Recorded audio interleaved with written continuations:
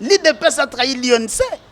L'INC est là, ton nimi, qu'on s'humilier, qu'on se rabaisser pour soutenir l'IDPS. Les autres sont au pouvoir.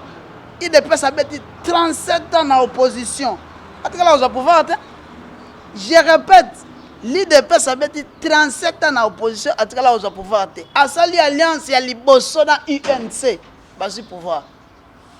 Vous avez la conclusion.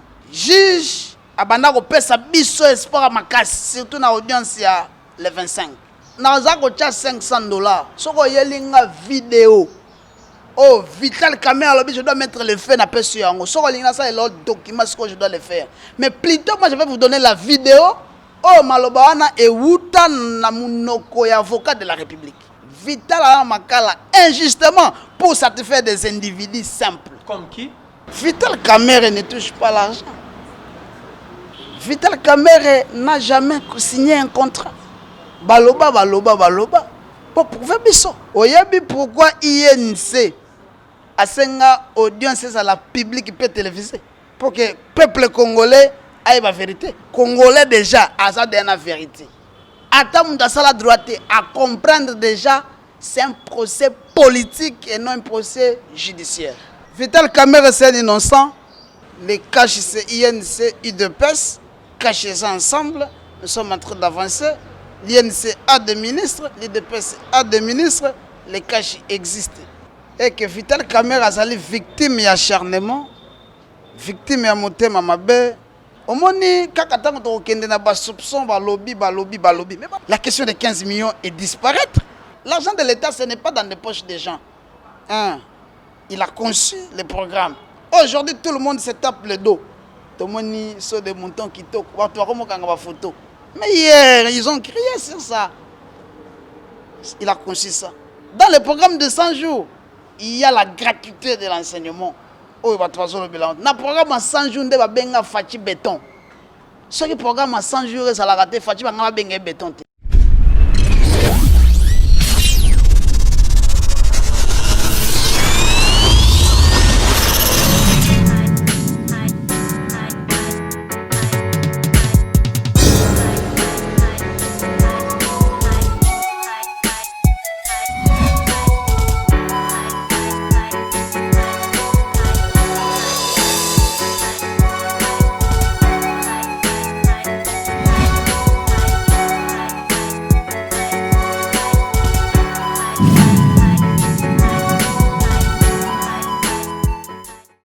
Il est toujours évident, mes très chers internautes, de ne pas manquer votre masque quand vous déambulez, quand vous marchez, quand vous sortez de la maison, de ne pas manquer votre solution hydroalcoolique, de tousser à la coude quand au besoin, et puis de désinfecter vos mains à chaque fois que vous revenez de l'extérieur. Baimboka, wanezali message ya les simples journalistes, alors veut dire les simples journalistes. Ingénieur Peggy Lima, Starlin, n'a pas si mbote mingi derrière la caméra, n'a pas si mbote mingi, n'a pas union sur botel la rapso libane ya mboka, n'a pas union surtout, bo pesi biso sous occasion ya kokota na ba téléphone na bino, na ba télévision na bino, na ba smartphone, na ba tablette na bino, donc partout tout ça na kati ya temple, il y a UNC province, il y a ville province, il y a Kinshasa. Tu es ko salanine. En fait, ça fait un bon moment, divorce modo ezo senge la mise à la consommer, toujours ka sur la divorce. Na coalition ya cash. Or tant que la coalition ya cash, tozo mona UDPS na UNC. Tozo mona UDPS na UNC, mais tozo ka solo ya divorce. Solo ya divorce pourquoi? Parce que moi na mboka Vital Caméra, le directeur de cabinet, une tête bien faite pour la nation. Ensemble na moi na mboka Félix Tshisekedi Antoine Tshilombo, l'héritier du trône. Ensemble bayokanaki balobino na Nairobi, ngana banda na 2019. En 2018, comme ça, en 2023, Yone Okoya, Yokanaki, Sali coalition, na combo ya cash. Mais après, Mbutu Bandi Koya, Mbutu Bandi Koya, Banani Baza derrière Mbutu Wana, et Koye Bana Awa, Banani Bazolinga divorce, et Salama, et Koye Bana Kaka Awa. Na monopolisé parole te Nazana Mwana Mboka Basile, ensemble de Nayende Toko Beta Masolo. Maître Basile, bonjour. Bonjour, ndeko journaliste. Ah, félicitations, hein. Il y a respect, il y a geste barrière, puis aux respecter en haut. Hein. L'INC, c'est un parti légaliste. L'INC, c'est un parti respectueux des principes constitutionnels édités par les autorités de la République. Yango, Tozalaka modèle parmi les modèles en RDC, puis Toza modèle. Boza modèle, quand on respecte les gestes et barrières, mais boza modèle peut na makambu sauter apparemment parce que imboka bazo ko interpeller bino to baza ko loba sur bino que bolingi bo trahir hein bolingi bo ko divorce entre mariage et bino baina IDPS. Tozalaka clair te na question nini parce que chez nous toutes les questions trouvent des réponses précises par rapport à la question posée. Divorce na niveau nini? Les caches c'est INC, UDPS, cachés ensemble, nous sommes en train d'avancer. L'INC a des ministres, l'UDPS a des ministres, les caches existent. Divorce au niveau des cachets exacts, nous avons le mandat de 5 ans, nous avons le Tinasuka. Kasi tant que le divorce mwana mboka Basile tozomona mingi makambo oyo esali ke mwana mboka le directeur du cabinet Vital Kamerhe Lwakaningini King azana prison. Motif et yebani eza par rapport à détournement, eza par rapport ya ba responsabilité azala ki na ngoma motali ba 100 jours au ba juge bazoloba. Motif eza par rapport à makambo belé o bazako koleye yango o azako se retrouver kuna na kati ya mboka kasi wana peza divorce te wana peza eza pe solo ya divorce wana ezali solo ya divorce yango sala ke ba imboka pe ba loba te ndeko.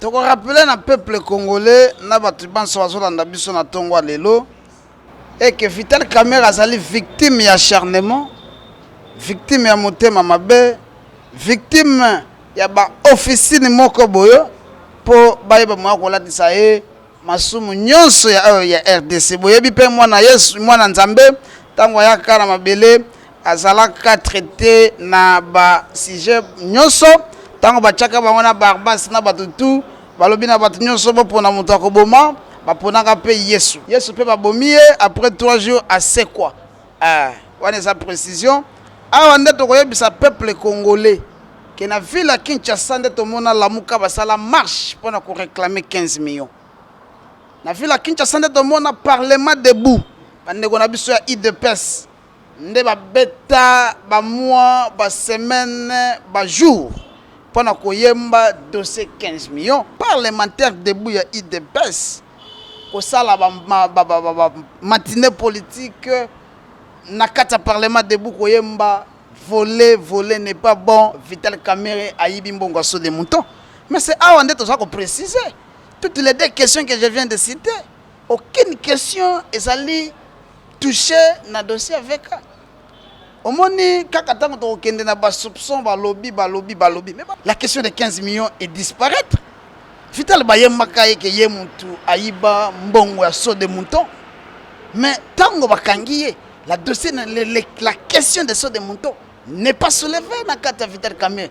Les autres ont soulevé la question la clameur publique. Bah tout le président Vital question. Quel était votre rôle dans le programme de 100 jours? Concepteur. Il a conçu le programme où il a concevoir en Guachango na messa. Budget alors. Je ne parle pas. Vital ne touche pas l'argent. Continuez. Oui, parce que quand tu poses la question de budget, vous allez encore me demander la question dans Abimisa Kimbongo. L'argent de l'État, ce n'est pas dans les poches des gens. Il a conçu le programme. Aujourd'hui, tout le monde se tape le dos. Tout le monde sur des moutons qui toquent. Photo. Mais hier, ils ont crié sur ça.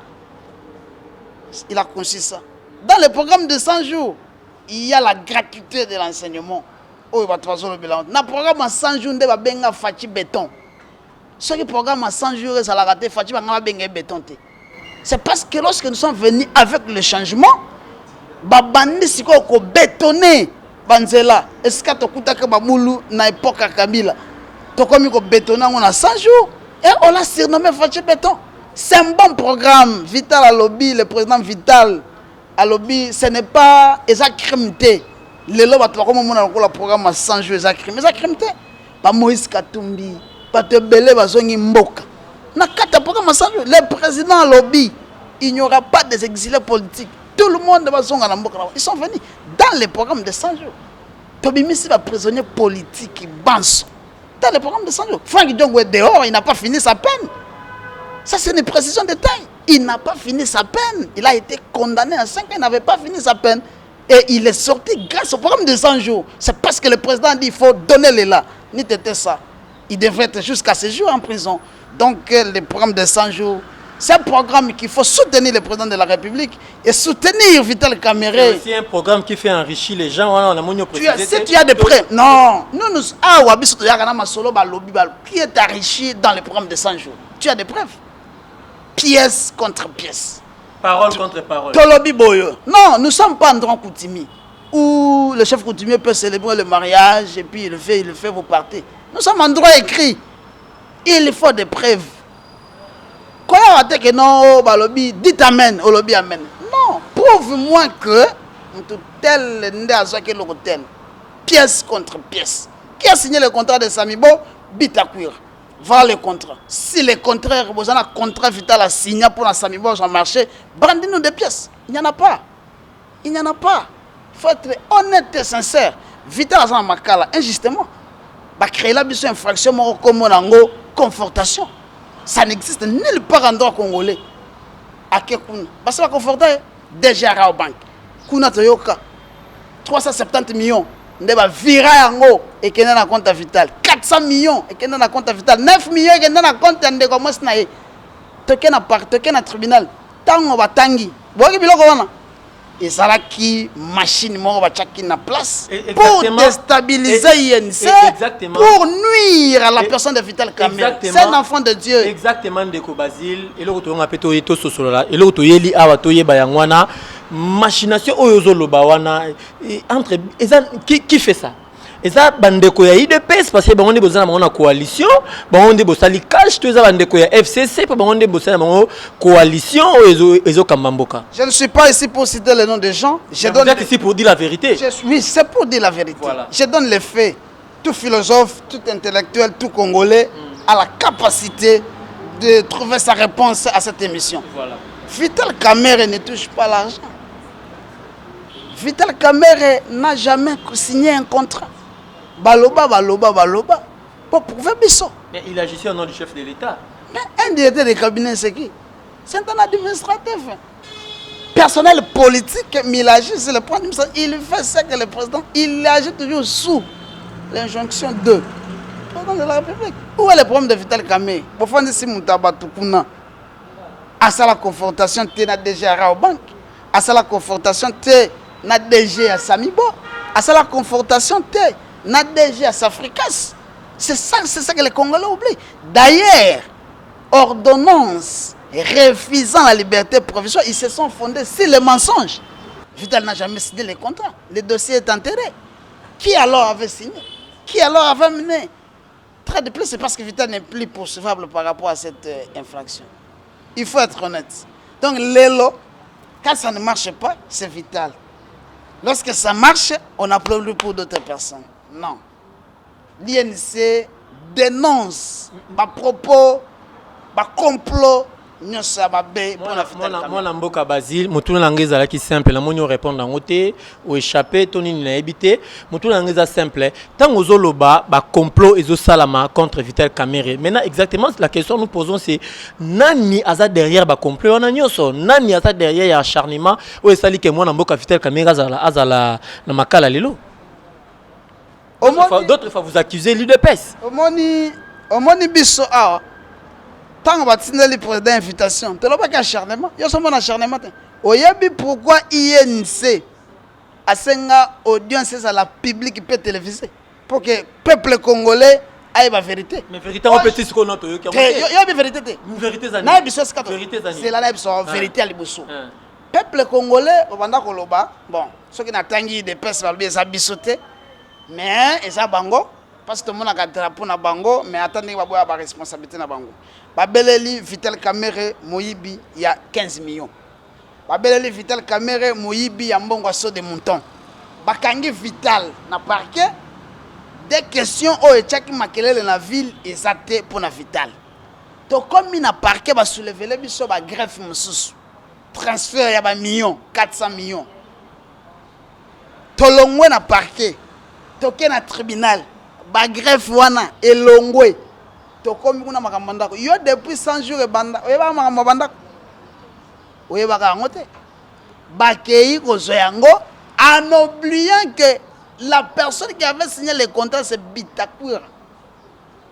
Alors Bitakura lobby était yo qui Bitakura wapi? Oh mais Bitakura tu t'es qui? Non, ici ce sont des questions d'état. Il faut venir dire la vérité chez les peuples congolais. On m'a dit dans ça à émission. Je suis d'abord responsable de moi-même, j'engage les partis et je dis des propos pour que le peuple aille. Ce n'est pas Twitter. Bitakura pour votre information. Babengi na parquet. Aya bake makala. Confortation mukola liboso. Na vital. Ah, non, je dois être assisté avec mes avocats. Abengi confrère moko aye, aye na ba document. Bitakura devant les magistrats. Est-ce que ces documents ngozo yebango? Anga pata. C'est le deuxième document. Ozo yebango. Bitakura toki. Alors bien yebango. Mais à Sengiye que deuxième confrontation et ça la dans les jours à venir. De pas qu'il n'ait de l'eau. Oui, bien sûr, t'es allé. Mukubwa, Mikuembele kunyumba, tutasumbuli. Donc, naya nandaku, tu as là pour le dossier. Non, le dossier ce n'est pas le dossier de Vital. Le dossier c'est pour la République. Vous devez venir ici dire le peuple congolais qu'est-ce que tu avais fait, quelles étaient les motivations. Oyo, Ayana. Samibo. Pas poser Vital question. Tu connais Vital, tu connais M. Jamal Abi, je ne connais pas pour ça la débat. To longwa na débat ya ba million, to koma na ba débat ba photo, to koma na ba débat ya ba boyani ba yebaniti. Vital l'a insisté, le président Vital l'a insisté.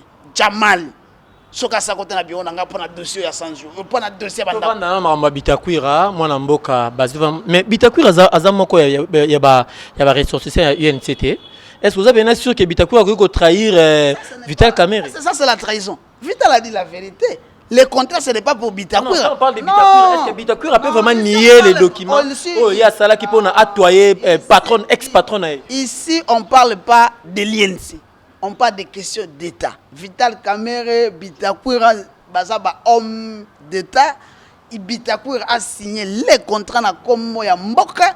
Il faut n'arriver à peuple que non. On m'a dit contrat à Samibo. Ngai m'a signé contrat na M. Jamal et non Vital.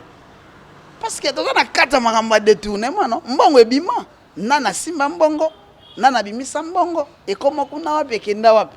C'est ça que le peuple avait, mais le peuple a une réponse. Parce que Jamal a global noir c'est blanc, que mbongo ebima na va normal. Mbongo bana na ye bazo yango atinda ngo na compte bana na ye parce que c'est un commerçant ayebi ndenga salaka nulle part comme Vital les a cité. Ça c'est la mauvaise volonté. Vital a makala injustement pour satisfaire des individus simples. Comme qui? Oyoka qui mettre avec les confrères Kabengela Lobaki ce qui est leur république parce que c'est un dossier de la république. Pas si Vital Kamerhe liberté provisoire république et qu'on perdre le côté sauf les individus. Nous avons rempli toutes les conditions légales pour avoir la liberté. Il y a des gens qui sont derrière ça. Mais l'innocence de Vital Kamerhe sera prouvée par la justice. Il y a la justice, conformément à Mibeko. Et non, pas injonction. Dans un état de droit, il y a séparation des pouvoirs. Dans un état de droit, il faut séparation des pouvoirs. Tolingi comme on a clair et puis vérité et yebana. Et puis Moutounyoso a eu déjà réponse malembe na ba question na tolunga ki na ba million to komi na ba photo to komi ce qu'on a contrat. Tango Bitakura on dit ma contrat na que ye mutu azango sikoyo Vital Kamerhe tolongwa muke makambo ya prison parce que le cause dit maté que na prison kuna trahison ezali et puis divorce za consommé kaka pour mamba divorce boyokani na INC bolongola premier vice-président de l'Assemblée nationale tout le monde qui boza en coalition boza bino sur la carte ya cash mais botindi moko na bino akende a signé document pour na Jean-Marc Kabund allons on a poste naie et puis bossa la coalition na coulisse UNC na MLC parce que muta kota ki pétition na zamuta MLC asamuta lamuka mais comment bino UNC ko collaborer na mutu ya lamuka pour beaucoup isa moko na bino ya cash mona mboka. Merci pour la mutuna na yo balobaki tomonaki toyokaki. L'INC c'est un grand parti. Tu peux sa position na question nyonso d'actualité. Si ma mémoire ne me trompe pas parce que elle trompe pas gangate, le secrétariat général par le truchement du secrétaire général MAI Bosch, tu as communiqué officiel. Quel était le contenu de ces communiqués? Soutenir Jean-Marc Kabound. C'est ça le communiqué officiel. Officiel, mais officieusement. Non, officieusement, on n'a rien fait. Mais on n'a rien fait. Vous m'aviez posé la question, je vous donne des réponses. J'accentue la question. Vous n'avez rien fait, moi. Vous avez signé les papiers. Vous, c'est qui? Mais c'est l'un de vous. L'un de nous, c'est qui? C'est le député national. Qui lui a mandaté? Oh, mais il a signé au nom de l'INC. Non. Bon, continue alors. Voilà. Lorsque vous voulez engager structure Songolo, vous devez avoir le mandat. Le cash le groupe parlementaire. L'INC n'a pas un groupe parlementaire. L'IDPS n'a pas un groupe parlementaire. Notre groupe parlementaire s'appelle CASH. Dans le CASH, nous avons un maximum de 56 ou 54 députés nationaux. Alors, na kati ya ba député wana, un député se réveille par sa volonté d'aller signer son contrat, le contrat pour la pétition d'une autre personne, sans avoir d'abord l'aval du président et un groupe parlementaire, parce que le Parlement, l'Assemblée nationale est régi par les principes. Il faut d'abord, lorsqu'il faut poser des actes, vous êtes dans le groupe, il faut poser votre question au niveau du groupe parlementaire et puis il faut trouver une solution.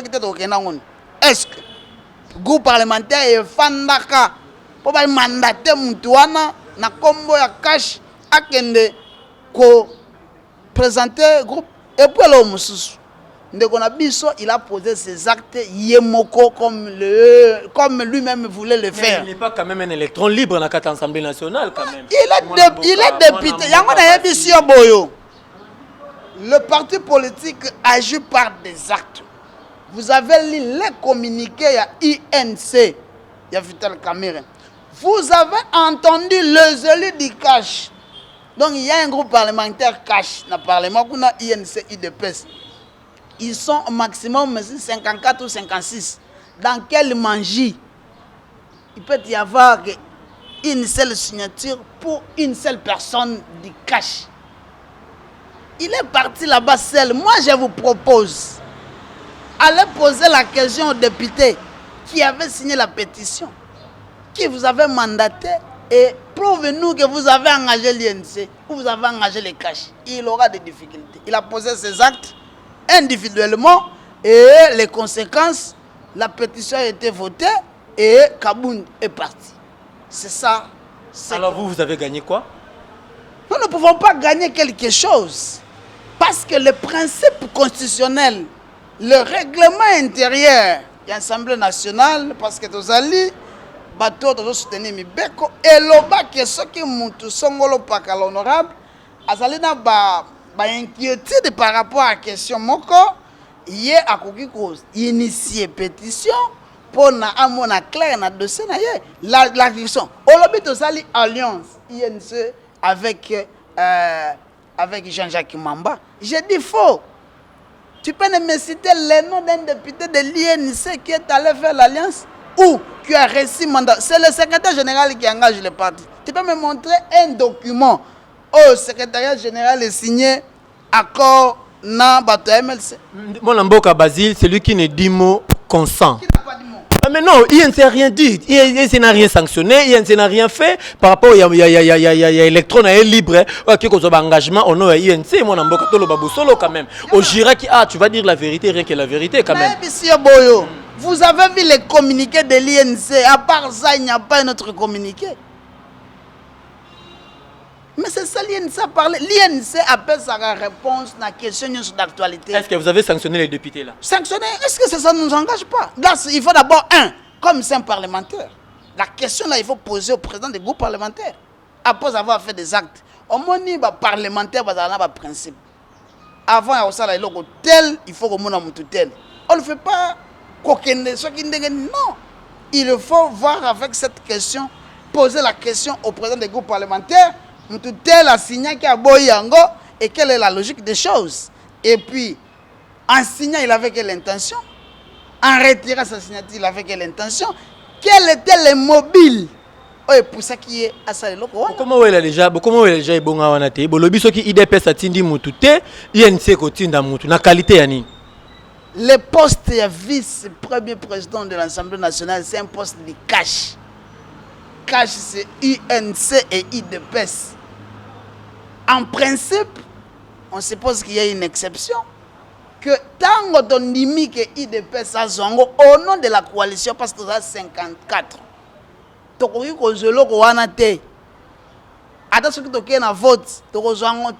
nom de la coalition FCC cash, comme président de l'Assemblée nationale Azali FCC, dans la logique des choses, son adjoint direct, il faut aller à cash. Yango Waloba qu'il faut taper sa moko. Totally, entre UNC, non UDPS, UDPS a ba eli moi et belé goleka UNC, to lobby et kendina UDPS. Mais lorsque candidat ou bien président on a accueilli, nous devons prendre des décisions responsables. Tout ça la théâtre, nous faisons la politique et la réelle politique. Yango ba te belé ba compagnie INC na retard. Et puis bolo ba notre sanga position, to pesa ka position. Les postes eza FCCT, eza à la mukate, eza à société non inscrite, les postes c'est pour les cash. Alors, tant au Kaboun d'Akouyi, conformément à la prescrit à Parlement. Et puis selon désir à tout. Quel désir à Moutou? Ce n'est pas ça. La pétition a suivi la procédure normale, oui ou non? Est-ce que dans le règlement intérieur, on parle de pétition, oui ou non? Ce sont des questions d'abord, il faut se poser. Vous pouvez continuer. Alors, Tango, Bango, Monique et Kaboun d'Akouyi, ils ont pris une décision par le truchement et le secrétariat général. Ils ont dit, l'IDPS ne va pas envoyer quelqu'un. On dit, oh, ça c'est du théâtre. Secrétariat général, il y a IDPS, il peut prendre ses communiqués. L'IDPS, si il prend cette position, l'INC s'assume d'envoyer. Parce que l'INC va dire que c'est l'amour. Quoi c'est l'amour d'un Mais bon, c'est l'amour. Quoi c'est l'amour d'un envié. Envié par qui? Le poste là, c'est pour les cash. Les cash, c'est INC, IDPS. Lorsque l'IDPS est désintéressé, l'INC récupère. Mais c'est ça s'envier. Non, c'est ça la conséquence ou la logique des choses. Et là, c'est la que et ça y a biso. Tout ça y a un l'équipe. Tant qu'il y a lobby, chaque fois que tu prends wana, n'a pas intéressé accueillir naé. Lorsqu'on voit la parcelle, les petits frères récupèrent l'argent. C'est la logique. Et ça donc même pour disqualifier cash na bitumba au 2023 le quoi va quoi ici Jean-Marc Kaboun INC lobby non biso to récupérer en gros vous soutenez cela au bazolinga ba quoi ça davantage cash. Pourquoi c'est avantage cash ndé? Mais oui parce que tu biso dans ce qui bagarre entre INC quand FCC na cash. Bazoé la 2023. Oui, bien là, comme on a vendu à la communauté, communiquer avec l'IDPS. Oui, bien là, on a mon angoté. Si Kaboun tombe, la coalition est cile. Moi, je me demande, il faut aller d'abord lui poser la question. La coalition est finie ou bien ça continue? Nous sommes plus à l'époque de faire du théâtre en politique. Et nous sommes plus le moment où il faut dire les mensonges. Aussi, tu peux avoir un otage. Non, le peuple congolais n'est pas dupe. Na personne conséquence moko ya disqualification to kabwani biso na FCC cash. Le cash a 23 ministères. Soki to kabwani tout est na FCC to tikane lo mokote. Tous les ministres du cash 23 ba chômeurs, tout ba directeur de cabinet, ba chargé d'études, ba conseiller, ba huissier, bango tout ba kon ba chômeurs. To que na présidence, est-ce que la présidence place ça? Tout na des à la plein. Vous voyez les conséquences? Tous les gens là vont chômeur, tous la 2023 dans le royal.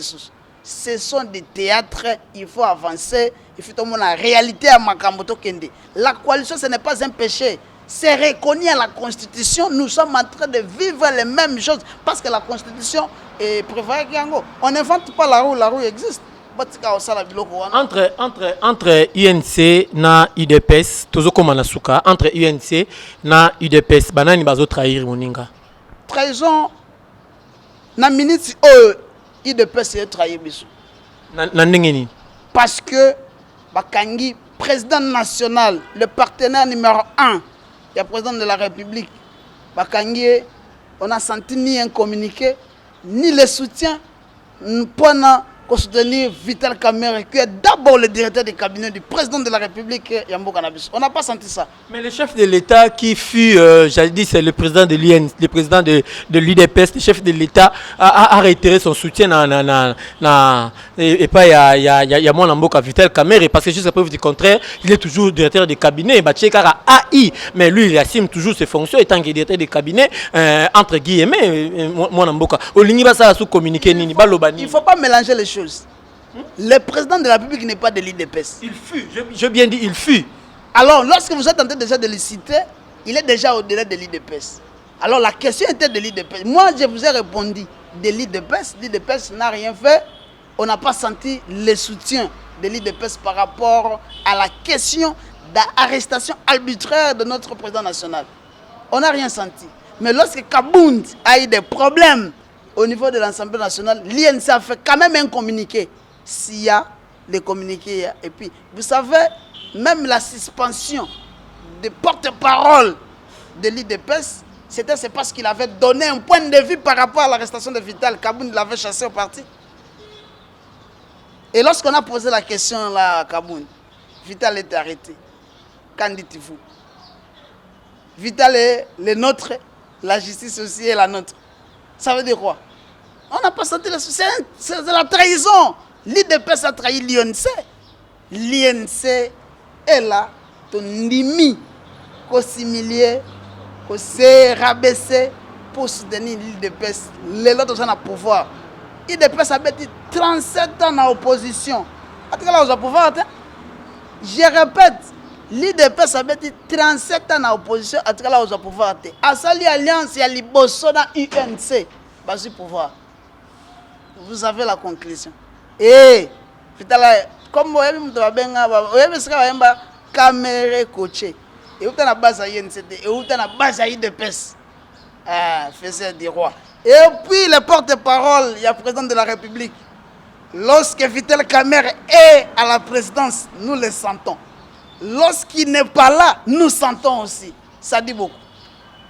To comme na suka ba imboka bino nyonso ba kongomani ba vrai na ngai nyonso batubo bozanga raté ko komela ngai chaque 1 heure chaque 0 heure bo ali banda ya mboka vraiment ba courage ba situation na bino na portango veut dire na ntima ils a vraiment awa na zo sala effort ya ko sala ngo kaka ndenge bozako ko yebisa ngai et puis beaucoup continuer ko s'abonner.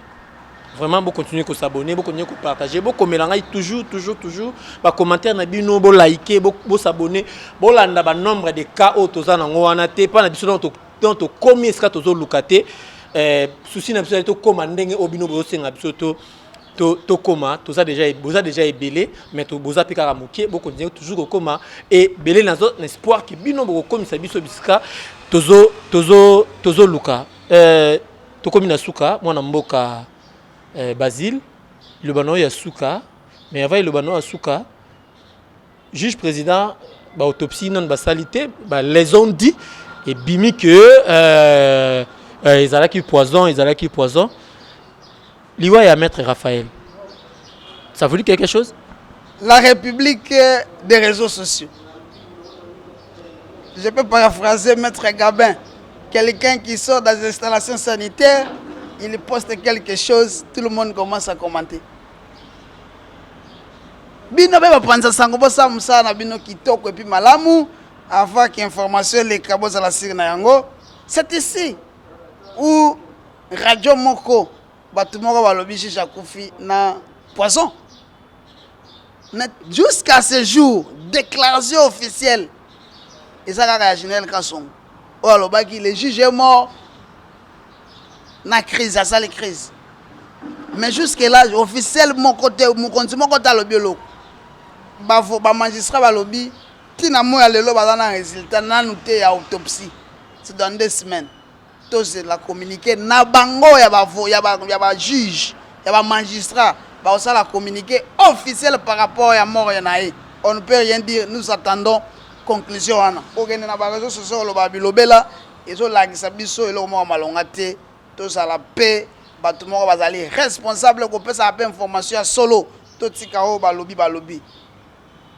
juge abanda kopesa biso espoir makasi surtout na audience ya le 25 phrase ya malamu na tika na na kanyango alobi je vois comme si nous sommes en train de naviguer dans le vide abeti loko nini marteau na mesa pam pam pam l'audience est renvoyée pour les trois est-ce que tokoki ko zalana posa bato nde babani ko citer ba komba ba témoin le juge était déjà éclairé par rapport à prévention en détournement. Na moment on a sika, je vais allumer les faits bimaka wanza mutuna. Na lobi boyo, moi je suis avocat, je suis membre du cabinet ministre et puis na koya bisayo na za ko cha $500. Soko yelinga vidéo.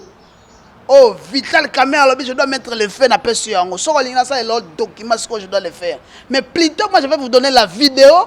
Oh, Malobawana et Wuta na munoko ya avocat de la République. Qui est? Je ne cite pas le nom des gens ici. Oui, bien. Et puis avant phrase on est bima na munoko na ye. Alobaki, vous n'allez pas nous échapper. Ce sont les tactiques. Il y a avocat qui va plaider pour déstabiliser moral, il y a prévenu pour continuer. Mais le juge a déjà éclairé à lobby pour ne pas naviguer dans le vide. Il faut te renvoyer l'audience. En principe, c'est le parti au procès qui propose la date. Il y a renvoi. Par exception, c'est le juge. Mais le juge a compris que le détournement intellectuel, ça n'existe pas au Congo. En droit pénal, on n'invente rien. Tout est ali. Démontrez-nous comment Vital a détourné les deniers publics. Parce qu'il faut détourner ce que Biloko Yosanang. Pièce contre pièce. Parole contre parole. Savoir dire la justice et la vérité riment ensemble, pièce contre pièce. Parole contre parole. Non! Pièce, papa, ce n'est pas la parole. Nous ne sommes pas l'église pour dire Amen. Bitakour avait signé ou pas Amen? Non. Bitakour avait signé oui. Donnez-nous l'acte contraire. Rien. Chaos. Apparemment, INC boza ko accusé IDPS ndé mutu bazo sala ke Vital Kamerhe aza toujours maîtrisé même vous bosani que adversaire na mino détail za FCC hein. Vous dormez na oreille à FCC pour na bobo bunda entre bino to ne wana mutu na suka poto ka baba imboka. J'avais déjà clôturé l'émission. Permettez-moi de poser question oyo. Bon mais ça n'anga kara bon ningi bon mais ça n'angai. Vous l'alité na oreille à FCC ache paquet koto yo bana papa moko maman bozo bunda pour à distraire bino pour 2023. Est-ce que vous ne pensez pas à ça? L'accord oyo sangisi biso na INC na IDPS et lobby na 2023 candidat na bango ezali Vital Kamerhe. Là il n'y a pas de débat. De deux, INC na président moi président Vital Kamerhe toloba capitale continuer kolobango, l'audience doit être publique peut télévisée. Congolais nyonso sika zali aza kozelo ko moko na kata procès oyo. Et puis azo peut sa conclusion na kata procès oyo. Alors, ce qu'on a na sima pour na conclure Vital, ce qu'on a na sima pour na kolongola e. Congolais déjà aza de la vérité. Attends dans la droite à comprendre déjà c'est un procès politique et non un procès judiciaire. Et si on arrivait que condamner Vital Kamerhe à se retrouver dans quelques points et que condamner tout le monde qui est en 2023 à réussir cause la candidat tout le monde qui n'est ligue de la Vital Kamerhe condamné avant de couler en prison pour na mikolo ba mois ba année. INC ils a déjà préparé ni plan B na bango. Vital Kamerhe c'est innocent. Son innocence sera prouvée par la justice. Et puis, mais l'émission c'est pour Vital Kamerhe. On ne m'a pas mandaté pour parler de d'autres personnes. Je parle ici pour Vital Kamerhe. Alors, ce qui te rebanda kotonga mboka, na ba si.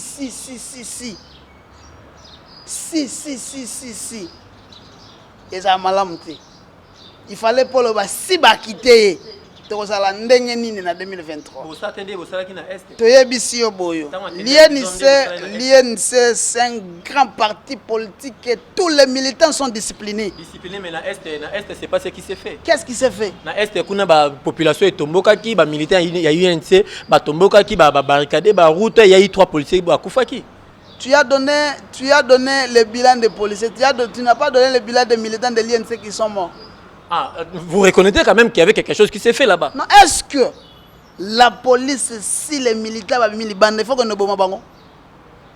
C'est ça aussi la question. Nous voulons l'état de droit. Un état de droit, c'est un état où on respecte les principes. Tant que nous avons vital dans le moment de Covid, c'est un grand leader. Yo zo mwana ba tchela biso ba policier. Ah ba tchela biso ba policier. Bokangi président, bobo itu na siège. Les histoires là tout monde na époque ya Kabila. Te mona ngo ça biso passe. Et puis bokangi Masaro. Pour ça ko torturer ye. Nazo mona ta mutu moko te ya droit de l'homme o aza o condamner ba acte wana. Nous sommes où? Ce n'est pas normal. Société civile, ba organisation à droit de l'homme. Dites quand même mes mots. Et que Sabino Nanzela parce que botengami déjà. Bokomi ba société civile ya batu moko songolo. Peuple congolais, boza la vigilant. Bino moko boka qu'est-ce que to bandaka ba millions, ba 15 millions, ba so de moutons, ba médicaments. Lelo, to za sous na débat ba chiffre té. To komi na ba débat ba contrat. Na contrat ngo pe vital la sate. Mutu pe fa zombongo. Vital la saka mutema mabe. Non. Chrétiens, musulmans, mutunyonso, zala sincère. Landa procès na RTNC, aux appels conclusion totale entre Vital et les autres, qui a raison, qui n'a pas raison. Et, Nibekwe Salama, dans la procès à justice, équitabilité, et monana, et puis Tokindi. Les juges, ils sont là pour les Congolais. Ils sont là pour respecter Mibekwe Mboka et non recevoir les injonctions, Yabatou et les autres Talibanda. C'en est fini pour aujourd'hui. Je ne saurais pas boucler l'affaire aussi longtemps. Je ne remercie pas celui qui est derrière la caméra, mon ingénieur, Starly Lima. Moi, mobile, moi bien. Mandef, moi, Balox, moi, Banini et mère, Aza chrétien, Ninka Balobaka. C'en est fini pour aujourd'hui. Imbo quand même sous autant Alibanda Mboka na pesi bino merci.